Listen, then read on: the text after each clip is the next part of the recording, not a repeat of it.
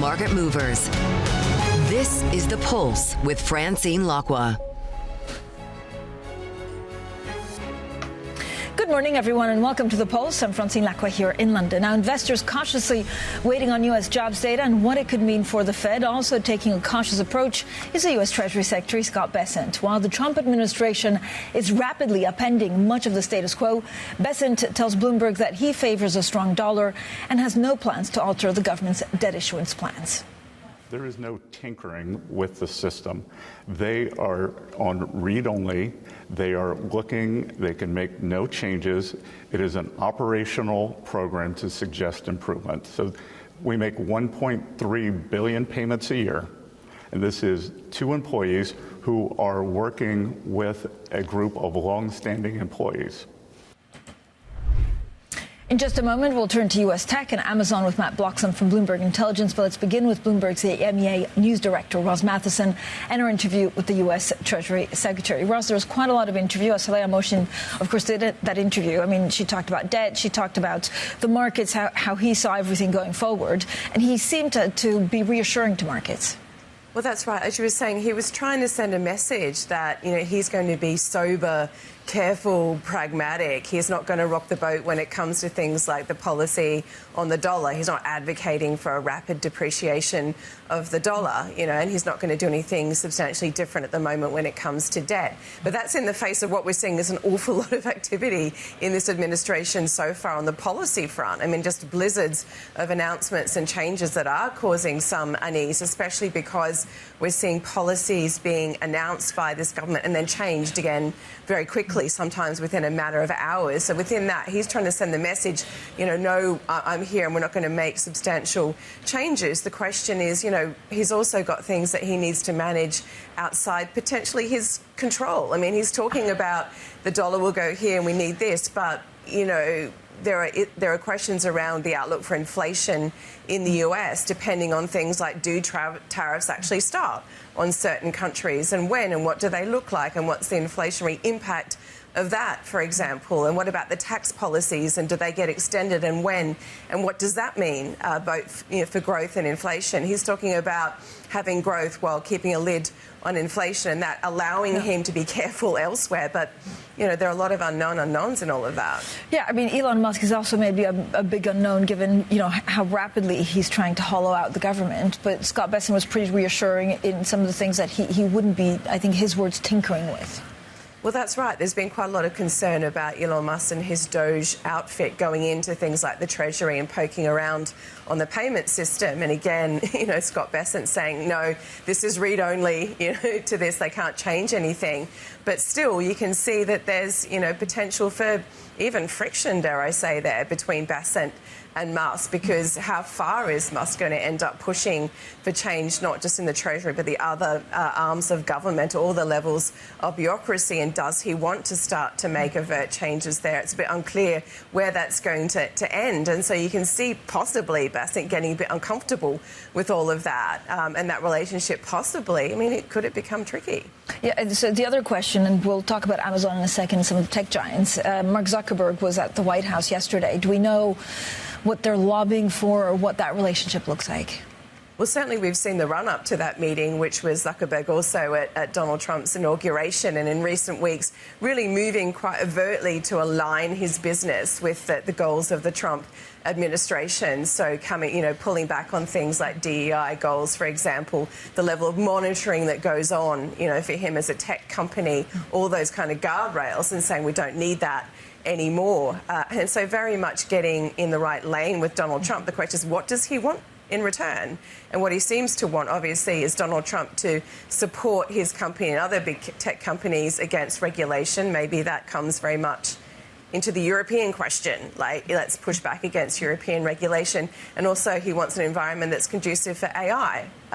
So he wants low regulation everywhere and Donald Trump to help with that. And he wants help on AI. Yeah, we'll see how that goes. Ross, thank you so much. Every day there's just a lot of news trying to get through from the White House. Ross and Matheson. Now, Amazon shares have fallen pre-market trading after a weak outlook in the lost results. The e-commerce giant warning investors that it could face capacity constraints in its cloud computing division. Now, that's despite plans to invest some $100 billion this year in AI. Now, here's Amazon Chief Executive Andy Jassy on the AI outlook for the business. AI represents for sure the biggest opportunity since cloud and probably the biggest technology shift and opportunity in business since the internet. And so I think that both our business, our customers, and shareholders will be happy medium to long term that we're pursuing the capital opportunity and the business opportunity in AI. Well, joining us is Matt Bloxham from Bloomberg Intelligence. And again, Matt, I guess overlaying all of this is kind of like this political machinations or closer to Washington than we're just talking with Ross about. But what did investors not like about the Amazon results? Yeah, what they really didn't like was the Q1 outlook, so the midpoint of the revenue range and the operating margin range some way below where consensus position. Now, the company was flagging quite big currency headwinds because of the strength of the US dollar. You kind of like to think that most analysts would have that kind of penciled in at least into their numbers. I think there are some issues underlying that. And obviously, one of the things they pointed to was that there's huge demand for AI. They just don't have the capacity in the short term to meet it, and that's kind of slowing the ability at which they can grow AWS, the cloud business, which is still growing at 19%, which is pretty decent. And they hope that those issues will be fixed in the second half of the year on the back of this $100 billion investment. But it is going to weigh on margins. And also there is this big uncertainty around how the tariff wars, various changes in kind of shipping rules is going to impact their retail business. I think there's a bit of uncertainty perhaps from the management team about what that might do to consumer demand in the near term too. Matt, talk to me about AI, because the strategy is very different to Microsoft or Google. Yeah, it is. It's kind of, I guess, like the complete AI strategy. There are parts of what they're doing that are very similar to what you see at Google or Microsoft and others, but that they kind of talk about wanting to be the AI supermarket. So whatever you want, they can supply it to you. And they talk about a kind of three-layer stack. So at the bottom, you've got the chip. So you can, if you're going to build your own models, they can provide their chips, NVIDIA chips, whatever you want. They can give you the platform. If you don't want to build your own models, they can supply those on top of that. And they've even got DeepSeek in their suite now. But if you're kind of maybe a small business and you just want an AI solution, they've got those agent models and everything else on top. So you can buy the whole end-to-end thing. And the other big tech companies provide some of that, but not necessarily all of it. So that's where this concept of being an AI supermarket comes from. And Andy Jassy yesterday was really effusive about the mid to long-term outlook of the AI opportunity, which again reflects why they're investing so much money in it this year. So interesting, Matt. Thank you so much. As always, Matt Bloxham there from Bloomberg Intelligence. Now, coming up, investors raise bets on more UK rate cuts after the BOE downgrades its growth forecasts. Details ahead, and this is Bloomberg.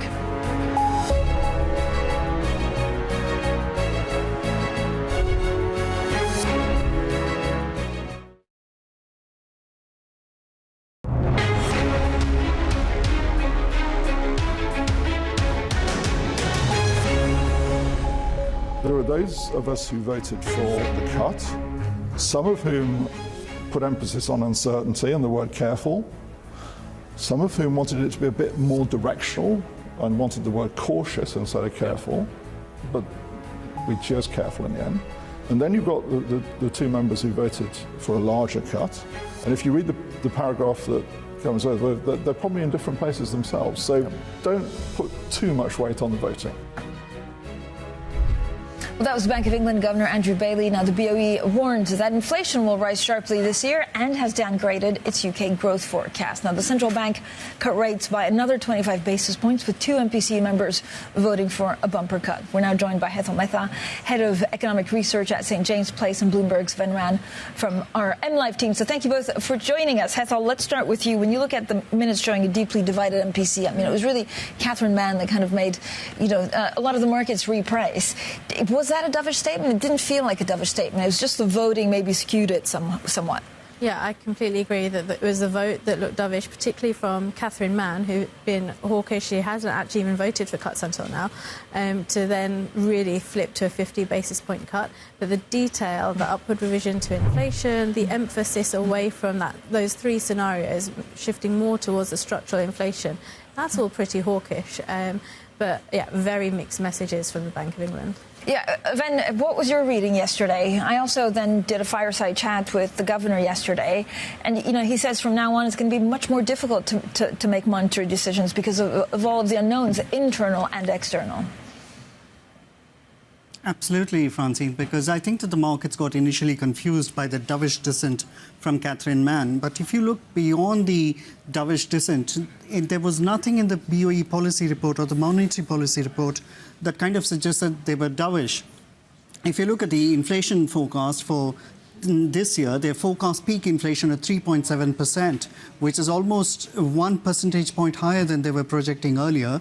And if you look at 1 year ahead inflation, i.e. first quarter of next year, they are thinking that inflation is going to be 3%. And even if you assume a real neutral rate of just 1%, which is very low, the BOE thinks it's much higher. And even if you assume it's 1%, you're arriving at a neutral nominal rate of 4%. That would imply maximum room for 2 rate cuts from here. So the markets are thinking 3 rate cuts. I don't think that's going to pan out the way the markets are thinking. The markets have consistently underestimated and overestimated how far the BOE can raise rates first and then cut rates now. So I think that the markets have got it wrong. I think we are going to get much less by way of rate cuts than the markets are thinking. Hetal, do you agree with that? I mean, could we be at around 4% by the end of the year? And again, it does seem like the picture that was maybe painted was a bit more, stagflation. Right? Yeah, I completely agree with the stagflation kind of narrative there, and we've been saying that for a long time.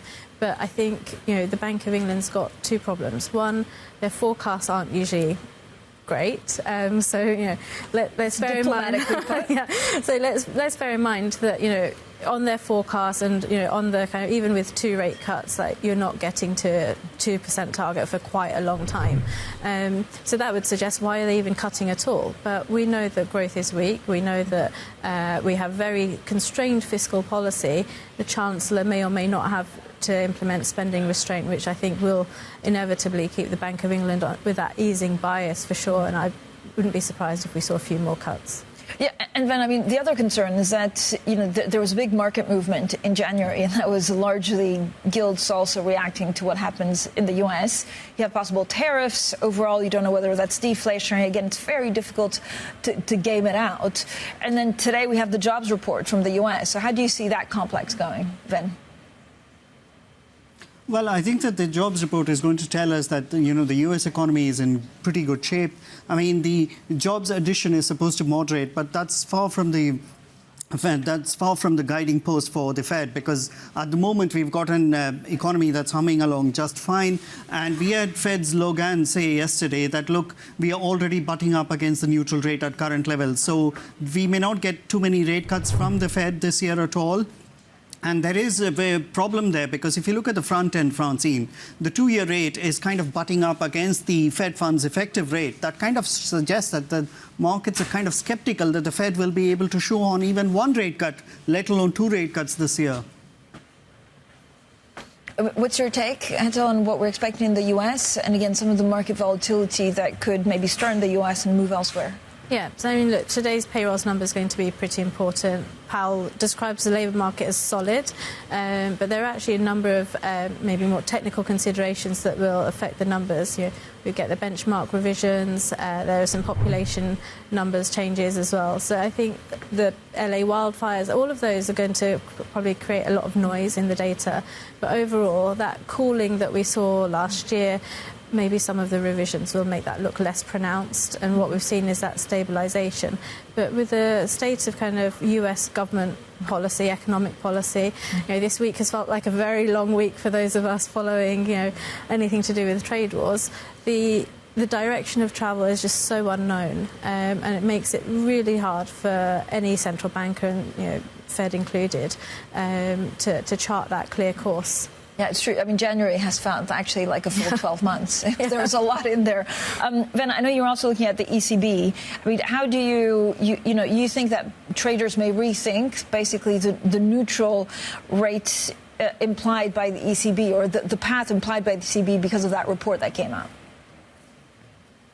Yeah, I think that, the ECB is, before the pandemic, Francine, they were estimating the real neutral rate to be below zero. Now, no one thinks probably that the real rate, neutral rate, is near zero. So the report is due in a couple of hours, and I think that it will point to a range between, say, minus 25 basis points to 50 basis points, because they're usually conservative. So if they portray the rate to be, say, 0 to 50 basis points, that would be pretty hawkish. And the question really for the markets is they're thinking that the ECB has a fair chance of going below 2% in the cycle. I don't know if the neutral rate report is going to support that argument. So that will be the crucial thing for the markets to be watching later this afternoon. Yeah, what are you watching for? What are you expecting for in the ECB, Hetal? I think for the ECB, the growth numbers are looking pretty dire. I really think for them, just the risk of tariffs coming their way, which is, I think, from our perspective, we've been expecting it for a long time, is difficult not to tip Europe into recession. And therefore, I think it's probably fairer that they are more aggressive in their monetary policy response. Yeah, Ven, who do you think has the hardest job right now amongst the big central banks in trying to tame it and frankly keep it all together? Well, I think that the BOE is a big challenge, because at the moment what we've got is a reprieve for global yields, because on conviction that Trump's tariffs are not going to play out. But if he imposes a tariff burden on the EU and follows through on his threat against Canada and Mexico, I think yields may go higher again. And if that happens, because the way the yields are correlated to the US securities, I think if those yields push higher, then the BOE will have a real problem, and so will Downing Street, because the headroom that Chancellor Rachel Reeves has will be eroded, and that will cause a problem for Downing Street. Yeah, is that your biggest concern as well, Hetal? It is a really big concern. I think the OBR is in the process of kind of finalising all of its assumptions, and there'll be a lot of back and forth between them and the Treasury, and there's very, very little wriggle room, even if there happens to be some, because yields have come down and that's what they lock into the forecast. The growth numbers are very difficult. OBR has been quite optimistic, I think, for a very long time, and that's going to be a problem. And it just feels like there's going to be this vacuum until we get what Rachel Reeves wants, there to be only one budget a year. That's a long time to wait. It is a long time to wait, especially if you're in the markets. Yeah. Hetal, thank you so much for joining us. Hetal Mehta there, Head of Economic Research at St. James Place, and Bloomberg's Ven Ram from MLive. I think I was going with the Royals there. Friday, it's been a long week. Much more to come. This is Bloomberg.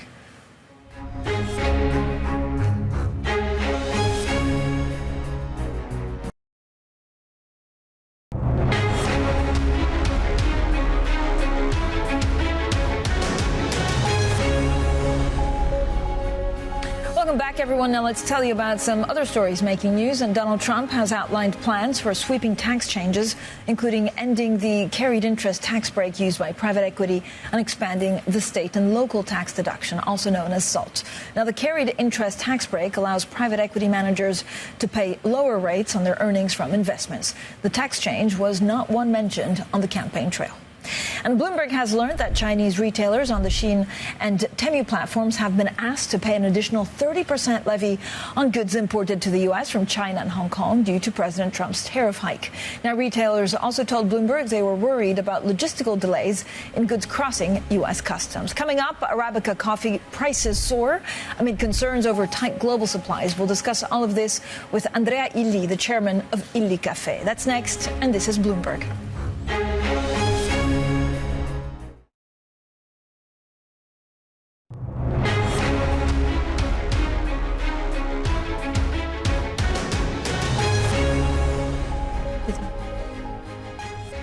Good morning, everyone, and welcome to The Pulse. I'm Francine Lacqua here in London, and these are your top stories. The U.S. Treasury Secretary, Scott Bessent, calms markets, saying he favors a strong dollar and has no plans to change the government's debt issuance plans. We have more from his Bloomberg interview. Amazon falls on weaker outlook. It also warns its cloud computing business cannot keep up with AI demand, despite plans to invest $100 billion this year. Plus, investors tread cautiously ahead of the U.S. jobs data, which will help show the path ahead for interest rates. While the UK, investors raise bets on more cuts after the BOE downgrades its growth forecast. So, onto something that we're a bit passionate about here on The Pulse. Arabica coffee prices topped $4 per pound in New York for the first time. It comes as concerns over tight global supplies fuel a dizzying rally that doubled prices over the past year. Now, joining us now is Andrea Illy, the chairman of illycaffe. So, Andrea, thank you so much for joining us. First of all, I mean, the amount of price of Arabica beans is really pretty incredible. We look at the charts, and this could also translate even more into how much we pay for our cup of coffee. Does the rally still have room to run? All-time records, only due to speculation.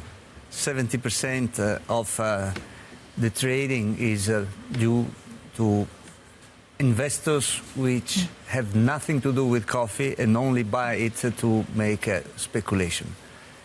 And in 1 month, the annual crop is being sold, just to give you the figures. And Andrea, speculation for what? Because there's also a number of challenges, been a trigger, right? Yeah. Due to meteorological adverse effects, drought in Vietnam, first in Brazil, later last year, which might cause a slight deficit in production. Traders are fighting between each other about the forecasts, because some say that the deficit will not be there. Some others say that it will be minimal. Some others say that there is a structural deficit accumulating 1/4 of the annual production over 5 or 6 years. Very, very confused. And this is made more difficult, in this case, by some, let's say, governmental situations like the deforestation law here in Europe, which has been postponed. Last minute, it was supposed to be enforced in January 1st this year. It has been postponed 1 year, but doesn't say that this is the solution to only postpone. The threat of tariffs, and also some philanthropical agencies like USAID, which were very helpful in coffee, has been turned down. So the G7 initiatives comes 3 months ago with this declaration that supporting, promoting a public-private partnership for investing in coffee, resilience and sustainability. But is fantastic, and this is what we need to do. But Andrea, when you look at the prices, and we have some great, people following this in the commodities. I mean, they tell me that my cup of coffee, could go up by 25% in price in the next 3 to 4 months. Is this a possibility? It is possible, but in the perception of people, consumers, coffee is expensive. It is not, because if you look at the per serving, the price of coffee is quite low in our, let's say, basket. Yeah. And we have to consider that with this low price, these 12.5 million micro growers, because we have to consider the statistic, 30% of the coffee is produced by only 30,000 middle large growers. The remaining 70% is produced by 12.5 million micro growers in over 40 countries. Half of them living under the poverty threshold. So how much are we going to pay the coffee? Is it a remunerative price? Is it an ethical price for the whole supply chain? So this is something we shall consider in the equation, and we shall also be aware about the value of coffee for our life. It makes you live better and longer, makes you happier, active and healthier. Not everyone agrees, but as an Italian, it's difficult. There are every year another scientific studies proving that it's about longevity. Andrea, and it's protective about many cancers and diabetes and cardiovascular diseases and so on. I mean, certainly a lot of people enjoy drinking it. When you see these high prices, does it change consumer behavior? Do people drink less? Do they drink differently? Does it impact There is a certain elasticity, which is the risk. Because now you trigger these ballooning prices. Historically, every time there has been a price peak, there has been a dramatic drop within the next 5 years. Last time the peak was $3.17. 5 years later, 40 cents per pound. No. And this is dramatic because it impacts on quality, it impacts on poverty, it impacts on everything. We don't want that to repeat history once again, just for short-term speculation. So this is really the time for the world coffee community stakeholders to react to this G7 solicitation to team up and invest in the coffee plantation for regenerative agriculture, which is much more resilient against meteorological effects, and also more healthier in terms of the product that you produce, and also renovating the plantation, which are too old. And Andrea, in the more immediate term, with these very high prices, we've heard that some roasters actually are delaying getting deliveries because they thought it'd be lower. Are you hearing anything like that of roaster? I mean, is it changing anything at Illy, for example? So the supply chain is what it is. Coffee consumptions are every day. So you need to buy coffee whenever necessary. Of course, tactically, you can try to compress your stocks for a certain period of time, but you have to buy. So it doesn't really change radically the way. I mean, the other overlay is possible tariffs on these trade wars. Do you think coffee will be impacted? At the moment, there are no evidences that imported green coffee in the United States to be threatened. But, some of the countries threatened by tariffs, like Mexico, Colombia, etc., are large coffee-producing countries. But I wouldn't consider this as one of the main threats. Can I ask you, for a company like Illy, what's the biggest challenge when Arabica beans are so costly? To maintain consistency, this is our priority. Quality, maintaining the same relationship, loyal relationship, long-term relationship with coffee growers, at the sacrificing the short-term profitability, which is a problem for all coffee companies. But then for the listed one, it reflects in the stock price. So it's just chaos. And this is set to continue. How does this get fixed, actually, unless there is some kind of investing in the coffee plantation for resilience and better agricultural practices? This is what we need to do, because we shall always remember that this trend of the meteorological impact of coffee production is consistent with a prediction that over 50% of the suitable land for coffee agriculture will be gone by 2050. So we must react, and tropical crops don't have the financial and even the institutional capacity to make the necessary investment to create resilience. We have to make the investment, governments and private sector, from mostly consuming countries, because we have a cheaper cost of money and we have an interest that these countries produce good coffee for our lives and also stay in good, let's say, socio-economical conditions in their agricultural economies. Andrea, thank you so much, as always, of course, for joining us. Andrea Illy, the chairman of illycaffe. I also need to make sure, this is not coffee. I'm Italian. I only drink espresso, so I don't want to get in trouble with anyone. Coming up, we discuss the geopolitical tensions in Gaza, Ukraine, and China with Nigel Sheinwald, the former British ambassador to the U.S. That's next, and this is Bloomberg.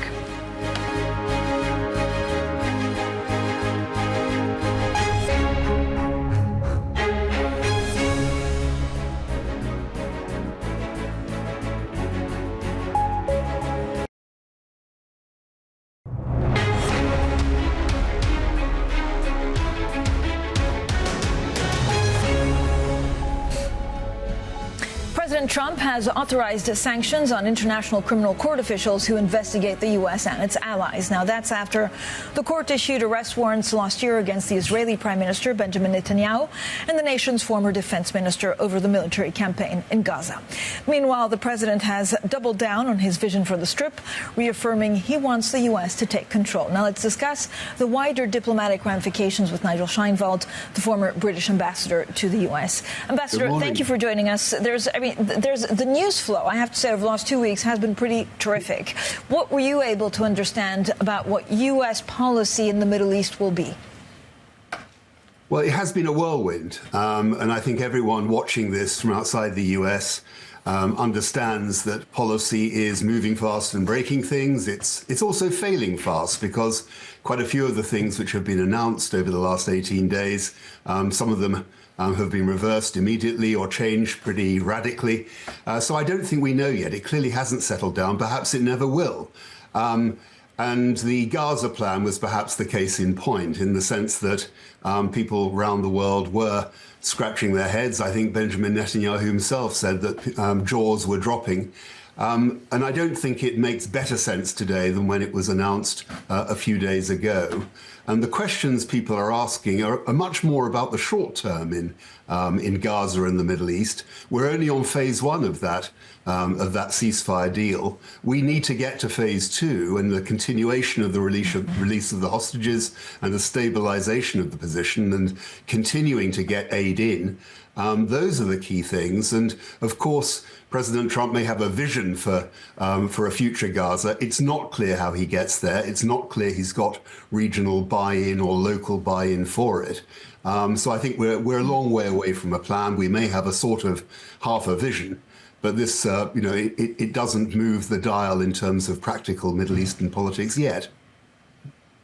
Yeah, what does it mean for the region? If you look at some of the allies, when you look at Saudi Arabia and others, how are they going to react to this? It's quite unclear when allies, maybe former allies, deal with the new people in the White House and the new administration, what the right way to react is. Well, I think you have to start deeper conversations, and I think that there have been hints from Marco Rubio, the Secretary of State, during the week, of a discussion going on, frankly, within the U.S. administration about how this can be turned into something concrete. And there are elements of it. Plainly, the reconstruction of Gaza is going to be a huge effort and an international effort. And if the U.S. wants to get involved in a significant way, and the president, with his knowledge of the real estate business, can obviously play a huge part there, then I'm sure that in principle is to be welcomed. But the idea that extending the McKinley doctrine of a century and a quarter ago to taking scraps of land around the world at will, that doesn't make sense today, even with the huge power of the United States behind it. And it contradicts one of President Trump's key ideas, which is the U.S. shouldn't get itself involved militarily and excessively financially around the world. We don't want American retrenchment, but neither do we want America sort of lashing out internationally and trying to grab parts of the world. I'm sure that ultimately isn't his intention, but it clearly can't work without the expense of lives and resources for the United States, which he doesn't want and has been trying over both his presidencies to avoid. So there are some inner contradictions here. I think it requires much more discussion. But I think also the Netanyahu visit to Washington this week, in a sense, did let Israel off the hook. I mean, they need to be active participants in a discussion about what next after this very early stage of the ceasefire, which thankfully has been holding. Once that comes to an end, we need to move on and have very practical ideas for how Gaza is to be administered while the second phase gets going. What do you think the tariffs are for? It's still unclear whether, part of it is just to get revenue in the country, or is it really 100% a negotiating tactic to get something else done? I think it creates a mood around the world where people are prepared to think about really random, asymmetrical types of deals. I've heard talk of Ukrainian rare earths in return for American military support, and there's a sense, in which other countries which desperately need American involvement and support, they will think about those quite creative and exotic trades. So I think it softens people up for a transactional world in which pretty much everything is on the table, and there is a sense in which that's not necessarily a bad thing. But there's no doubt in my mind that the majority of economists, the majority of political analysts think that the threat of tariffs in itself has an unsettling and damaging effect on world trade and the world economy. And certainly that American consumers and American producers won't, be magically let off if this tariff war increases and we get into real trade battles and confrontations around the world. So I think there may be some calculation in what the president's doing. For the most part, I think it's still his lifelong belief in tariffs, his belief that it helps the revenue situation of the U.S. exchequer. And his belief that negotiation is a great thing and that this can soften people up for it. I mean, I guess the concern is that, more than negotiation, that the president sees as a zero-sum game, so that he has to win, and that puts allies in a very difficult position. Ambassador, how do you think the UK-US relationship will look like this year? Well, I think it's going to come under some pressure, inevitably. The US is one of the United States' absolutely key allies. You've got the Japanese Prime Minister coming to Washington as the second of President Trump's visitors. I'm sure Keir Starmer will be following shortly. We have a new ambassador arriving in Washington as well. So look, there are some fundamentals in the UK-US relationship which I don't think will change rapidly. But clearly, on Ukraine, on NATO, on tariffs, on handling the Middle East situation, the UK has interests as well and has views which it will want to get across to the administration, and that is going to be difficult for us as allies. I think getting across to the president that alliances aren't just there for talk about liberal values and the law and all those abstract things. They are there to ensure the protection of our countries, the security of our countries, and America gets something out of that.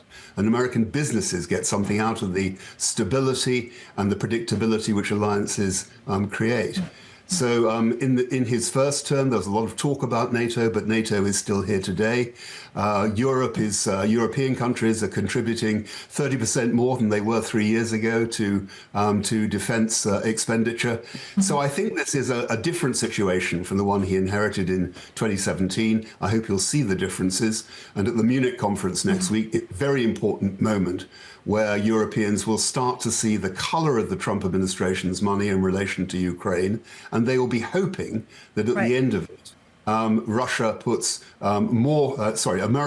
more pressure on Russia as the aggressor in this than they put on their allies in NATO and their partners in Ukraine.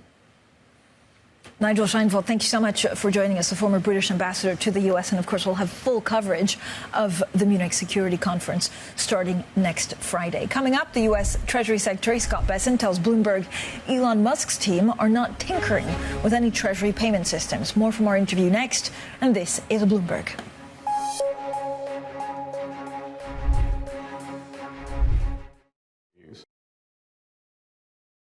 U.S. Treasury Secretary Scott Bessent has told us Elon Musk's team are not tinkering with any Treasury or IRS payment system. Now, he also spoke to Saleh about his concerns with the IRS in regards to its privacy collections and robustness. These are Treasury employees. It is 2 Treasury employees, one of whom I personally interviewed in his final round. There is no tinkering with the system. They are on read-only. They are looking. They can make no changes. It is an operational program to suggest improvement. So we make 1.3 billion payments a year. And this is 2 employees who are working with a group of long-standing employees. The letter that the Treasury Department sent earlier this week talked about how the team currently does not have access to change the system. Have they at any point this year had the ability to make changes? Absolutely not. This is no different than you would have at a private company. And by the way, the ability to change the system sits over at the Federal Reserve. So it doesn't even lie in this building. So they could make suggestions on how to change the system, but we don't even run the system. And if they ask for, if they request the ability to change the system, would you grant that? No, again, they have no ability to change the system. I have no ability to grant that change. That they could make suggestions, then it would go to the Federal Reserve, and just like any large ERP system, there would be tests, there would be this, there would be that, and then the Fed will determine whether these changes are robust or not. As the Secretary of Treasury, you also oversee the IRS. Do you know what kind of access the team has to IRS data or individual taxpayer data? Well, I'm glad you asked that too, because look, the IRS, the privacy issue is one of the biggest issues. And over the past 4 years, we've seen a lot of leaks out of there. The IRS systems are quite poor. When I started in college in 1980, I learned the program in COBOL. I think there are 12 different systems at the IRS that still run on COBOL, but as of now, there is no engagement at the IRS. And if they request that access, would you sign off on that request? They haven't, so we'll take that when it comes to it. I think there is a lot to do there, but the president was elected with a big agenda, and to the extent that getting the IRS in better shape is part of that, sure. Because look, with the IRS, what am I concerned about? I am concerned about collections, I'm concerned about privacy, and I am concerned that the system is robust. U.S. Treasury Secretary Scott Bessent speaking to Bloomberg's Saleha Moshin. Up next, Bloomberg Brief, Manus Karani in New York. And this is Bloomberg. Happy Jobs Day, everyone.